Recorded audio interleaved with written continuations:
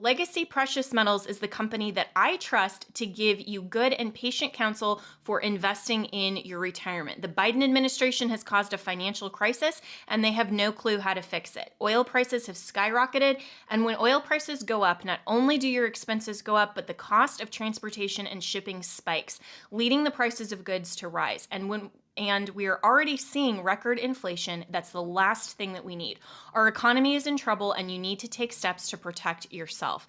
If all your money is tied up in stocks, bonds, and traditional markets, you may be vulnerable. So gold is one of the very best ways to protect your retirement. No matter what happens, you own your own gold. It's real, it's physical, and it's always been valuable since the dawn of time. Call Legacy Precious Metals today at 866-528-1903 or visit them online at legacypminvestments.com. That's legacypminvestments.com, where you can download the free investor's guide. You can also go to my Facebook page, Jenna Ellis. I am a public figure on Facebook, and I just posted yesterday a really great interview with the president of Legacy Precious Metals, who is discussing why you need to start your retirement account even if you're in your 20s or 30s. There is always a great time to protect your retirement and invest, just like you want to protect your health over the long term. So go to Legacy Precious Metals at legacypminvestments.com or call 866-528-1903. As a constitutional law attorney, former senior legal advisor, and personal counsel to President Donald J. Trump, Jenna Ellis believes in the rule of law and the importance of integrity in our elections. And she's ready to tackle the big cultural and legal issues facing America. This is the Jenna Ellis Show. Here is your host, Jenna Ellis. Hello, friends, and welcome to a very special episode of the Jenna Ellis Show. I'm Jenna Ellis, and joining me in just a few moments is my good friend, Ken Paxton, who is the current Attorney General of the state of Texas.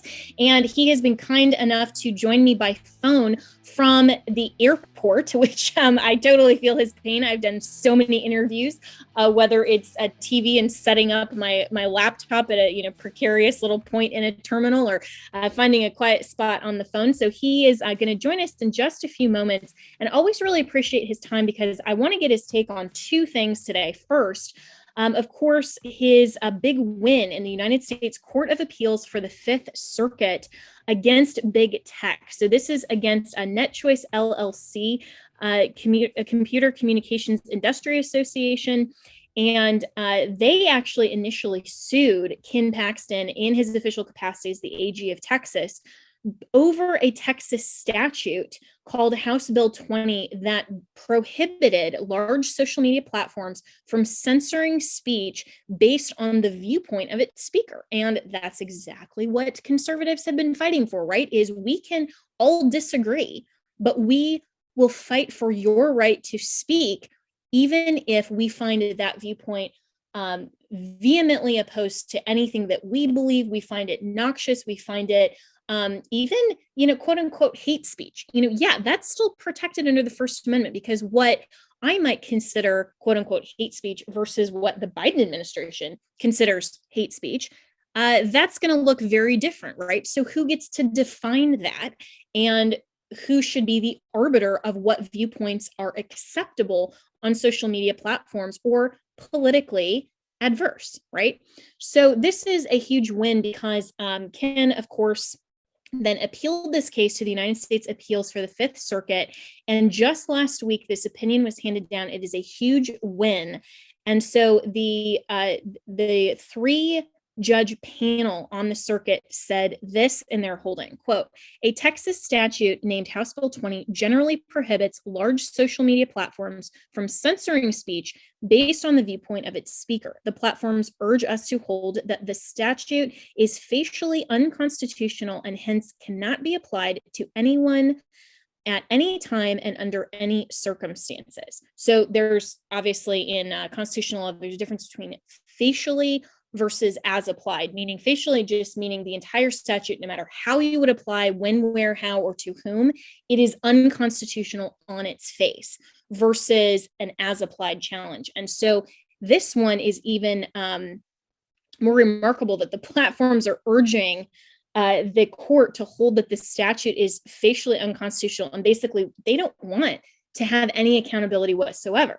And so the court goes on to say, in urging such sweeping relief, the platforms offer a rather odd inversion of the First Amendment.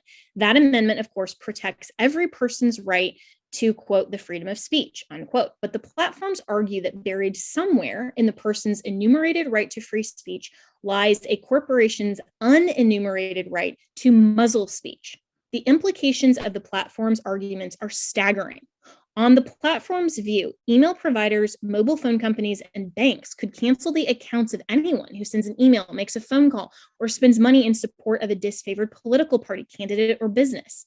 What's worse, the platforms argue that a business can acquire a dominant market position by holding itself out as open to everyone, as Twitter did in championing itself as, quote, the free speech wing of the free speech party, unquote. Then, having cemented itself as the monopolist of the modern public square, Twitter unapologetically argues that it could turn around and ban all pro-LGBT speech for no other reason than its employers want to pick on members of that community. They cite the oral argument. The court says, today we reject the idea that corporations have a freewheeling First Amendment right to censor what people say. Because the district court held otherwise, we reverse its injunction and remand for further proceedings. Boom. That is exactly what I would love to see in a Supreme Court opinion. So we're going to talk to Ken about that first. And then second, I'm going to get his quick take on the migrant situation up in Martha's Vineyard. If you haven't been following the news, and I'm sure you have, you've seen all of the memes, you've seen all of the hilarious hypocrisy from the Democrats who are saying, oh yeah, we're welcome, we're open, we love immigrants, we're sanctuary cities, and then send 50 of them up to Martha's Vineyard. And suddenly within 48 hours, yeah, deportation, everybody, they're laughing and cheering as they put all of these migrants on buses and say, sorry, we can't handle them in our happy little community up here. So gonna get his quick take on that. So we'll get right to it as Ken Paxton joins me right now. All right, well, 2022 is going to be a critical year for America. AMAC, the Association of Mature American Citizens, along with their nearly 2 million members. The fight to stop out-of-control spending in the president's Build Back Better scheme is far from over, and Congress is plotting more legislation that could hurt our seniors. The midterm elections will be a battle for freedom versus socialism. Unlike liberal groups, AMAC is America's conservative, action-oriented 50-plus organization fighting hard every day here in Washington and across the nation for our seniors. So I'm urging you to choose AMAC now. You will receive all of the great membership benefits, including AMAC discounts on hotels, travels, and restaurants, and your membership will support your conservative values. So go to amac.us/Ellis. That's amac.us/ELLIS to become an AMAC member now. All right, hey friends, so we're just jumping right into it now with Ken Paxton. So Ken, this is a huge win for the Court of Appeals for the Fifth Circuit. So what are your thoughts? Well, I agree with you. It is a huge win because it basically says these big tech companies that have monopolies can't censor people based on their political views, and that they have to create an open dialogue on what their policies are as it relates to any type of content moderation, and give people a chance to complain if there's an issue. So it seems completely fair and reasonable to me, and I'm very pleased that we got this decision. Yeah, absolutely. And so this was based out of this Texas statute that generally prohibits large social media platforms from censoring speech. And so how widespread and impactful will this be outside of potentially the Fifth Circuit? Do you anticipate now this being appealed by big tech and eventually making its way to the Supreme Court? Look, the one thing we know about big tech is they have a lot of money, and they have a lot of resources, and they have a lot of political power, raw power. They're definitely going to appeal this. I have no doubt that they'll take it to the U.S. Supreme Court. And look, I can't tell you how it's going to turn out. It should turn out the same way it did in the Fifth Circuit. But, I'm never completely confident of our position with the Supreme Court until we actually win. Yeah, absolutely. And this does seem to make sense. And I think for a lot of people, this seemed to be just, finally a little bit of respite in this obvious censorship of conservatives, because especially when the Fifth Circuit held that this is a, quote, rather odd inversion of the First Amendment that protects every person's right to the freedom of speech, but the platforms argue that buried somewhere in the person's enumerated right to free speech lies a corporation's unenumerated right to muzzle speech, unquote. So this I think is really encouraging for a lot of people that are seeing that big tech is acting not only as a censorship platform, but also now with what we know from the revelations from Mark Zuckerberg, that they were actually acting in some instances as government agents and on the Biden administration's behalf to censor different viewpoints. So does that also change the analysis in your opinion? Well, look, and they also recently disclosed that the FBI was getting information, being provided information by the FBI, by Facebook, about issues related to the election and reporting on people that disagree with the government. And so I think this type of decision is really important, especially when we know there's been a cooperation between the government and business. And so one of the arguments they make is we're a business. We can do whatever we want. Well, there's two problems with that. One is they're a monopoly. And so they were treated in this decision like common carriers. And when you're a common carrier, you have a responsibility to the public to provide certain things. And in this case, if they can censor your speech, then we don't really have free speech if you don't have anywhere else to go. And second, because of their not implicit but now very explicit cooperation with the government, who is trying to regulate speech through these companies, that's a big deal. And that's something that that this case didn't even really address. But I feel like, given that we've found out more since that bill was passed about the government using these big tech companies to control speech, that is exactly what the First Amendment is all about. Yeah, 100%. And, as the court emphasized as well, that the implications of the platforms and big tech's arguments are staggering, as you mentioned, with a common carrier, that would be like, we're talking on the phone right now, and it would be as if, my carrier were to say, oh, we don't like your conversation, so we're just going to foreclose your ability to communicate with other conservatives or say a viewpoint over text message. I mean, some of these things that Americans, I think, just take for granted somewhat in terms of our ability to communicate on tech platforms, that now we've seen how monstrous and how staggering these platforms are with publishing and with the opinion of individuals that want to say, we want to have a right to have our opinion, regardless of whether that is politically viable to the Biden administration or whether they don't like it. And so, these types of lawsuits are incredibly important. And, there is a parallel lawsuit going on out of the state of Missouri, as well as Louisiana, with your fellow attorneys general there. And, they've gotten some discovery in those lawsuits as well, with coordination from big tech. Are you communicating with them at all? And is that impacting your analysis as well? Eric Schmidt's doing a great job. And what we learn in our case, we'll share with them and vice versa. It's one of the great things about the Republican attorney generals have worked really well together on issues just like this. And I think it's important because we learn different things from different cases. So I'm really happy that Eric Schmidt is doing the same thing and that he's focused on this issue, because the more we can learn from other states, it helps our case and vice versa.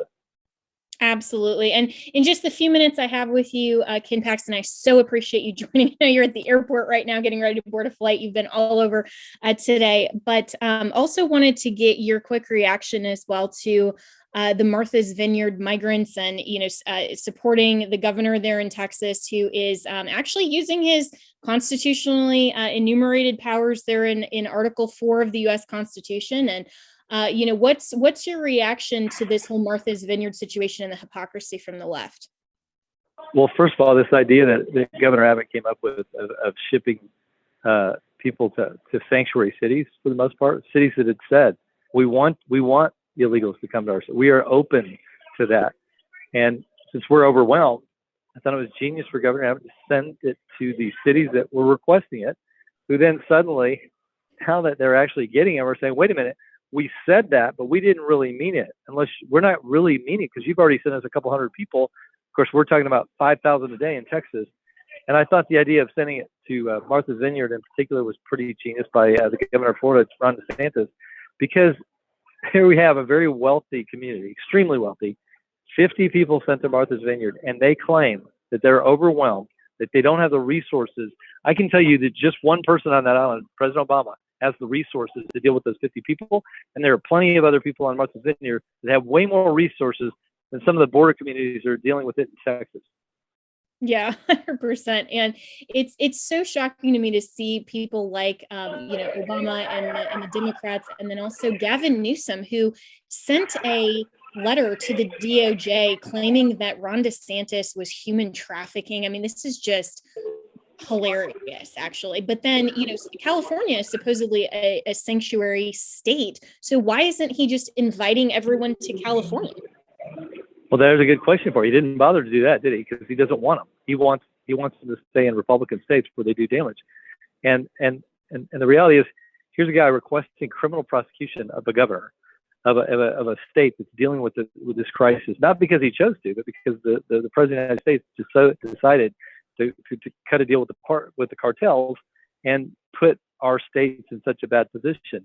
So I think it's really sad that they use these types of situations to turn it into some type of criminal issue, when in reality, if there's a criminal issue, it's from the Biden administration. They're the ones that are transporting hundreds of thousands of people every month as if they're human traffickers around the country, and nothing is being said. Yeah. And this is finally, I think for a lot of people, they're saying, okay, Republicans are finally standing up and doing something. And this is very much in the Trump mode of operating to say, we're going to push back and we're going to make headlines. We're going to not always just be on the defensive. And that's what I love about not only this, but also, the lawsuits that you have promulgated there in Texas, how you fought for election integrity, how you're fighting now against big tech, all of these things. So how can people continue to support you? Because I also know that, you are running for re-election as well in November. So how is the campaign going? Where can people find you and support you as well? Look, we don't really know how it's going to turn out. We've had tighter polls than I would have expected in the state of Texas that look like they're getting better. But if people want to support me, kenpaxton.com, they can contribute. They can spread the word among their friends, and then also at Ken Paxton TX on Facebook, Instagram, and Twitter. Great. Well, thank you so much. I know you have a flight to catch, so I really appreciate the few minutes of your time and look forward to talking with you again soon. Attorney General Ken Paxton of the great state of Texas. Thank you. Thanks, Jenna. Have a great day. All right. So Ken Paxton, and really appreciated his time. And this is why, friends, it is so important to get out and vote. You heard him say that the polls are even tighter than he would have imagined. Do you know that Ron DeSantis is only up by about 4 points in the state of Florida, according to some polls? Now, all of you know, if you've been listening to me for any length of time, I don't really believe in polls. I think that they are shifted and shaped to have the outcome that they prefer and kind of be a self-fulfilling prophecy. And we saw that especially in 2016, of course, with Donald Trump and that election.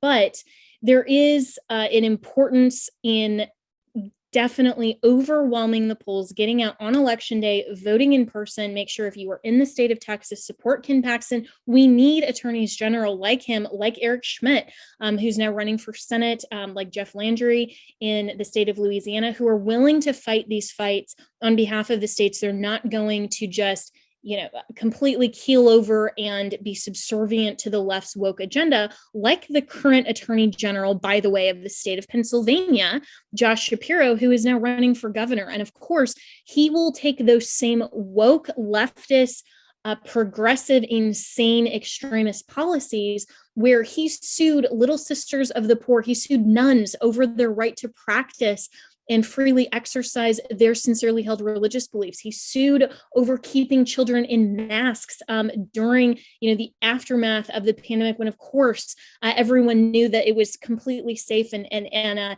he was just, targeting children to keep your school kids in Pennsylvania in masks. He's going to take that same insane policy to the governor's mansion if he is elected. And the people of Pennsylvania absolutely cannot believe the lies from the Democrats. Notice how they're trying to say, the conservatives and the Republicans are too extreme. That's their talking point. That's their messaging. They're saying it's too extreme. Well, what's actually too extreme?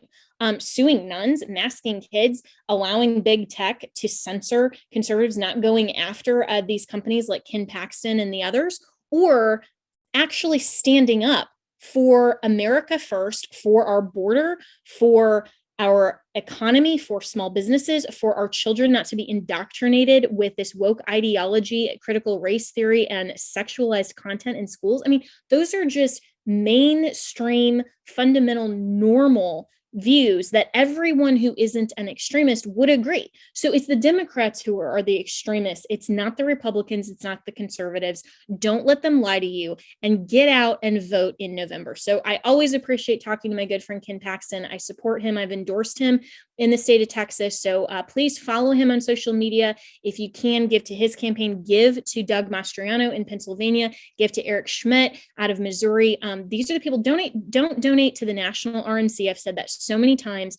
Do not give just to this big bucket of money that then they can do whatever they want with. Donate to the individual candidates that are fighting for America First policies, are fighting for freedom, are fighting for our U.S. Constitution, and are fighting the fights that need to be fought.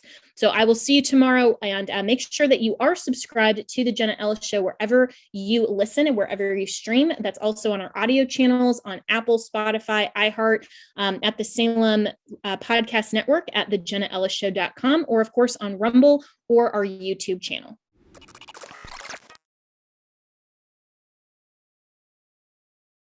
Legacy Precious Metals is the company that I trust to give you good and patient counsel for investing in your retirement. The Biden administration has caused a financial crisis, and they have no clue how to fix it. Oil prices have skyrocketed, and when oil prices go up, not only do your expenses go up, but the cost of transportation and shipping spikes, leading the prices of goods to rise. And we are already seeing record inflation. That's the last thing that we need. Our economy is in trouble, and you need to take steps to protect yourself. If all your money is tied up in stocks, bonds, and traditional markets, you may be vulnerable. So gold is one of the very best ways to protect your retirement. No matter what happens, you own your own gold. It's real, it's physical, and it's always been valuable since the dawn of time. Call Legacy Precious Metals today at 866-528-1903 or visit them online at legacypminvestments.com. That's legacypminvestments.com, where you can download the free investor's guide. You can also go to my Facebook page, Jenna Ellis. I am a public figure on Facebook, and I just posted yesterday a really great interview with the president of Legacy Precious Metals, who is discussing why you need to start your retirement account even if you're in your 20s or 30s. There is always a great time to protect your retirement and invest, just like you want to protect your health over the long term. So go to Legacy Precious Metals at legacypminvestments.com or call 866-528-1903. MyPillow is having their biggest sheet sale of the year. You all have helped build MyPillow into the amazing company that it is today. Now, Mike Lindell, the inventor and CEO, wants to give back exclusively to you, his listeners. The Percale bed sheet set is available in a variety of colors and sizes, and they are all on sale. So, for example, the queen size is regularly priced at $89.98, but is now only $39.98 with our listener promo code Jenna, Jenna.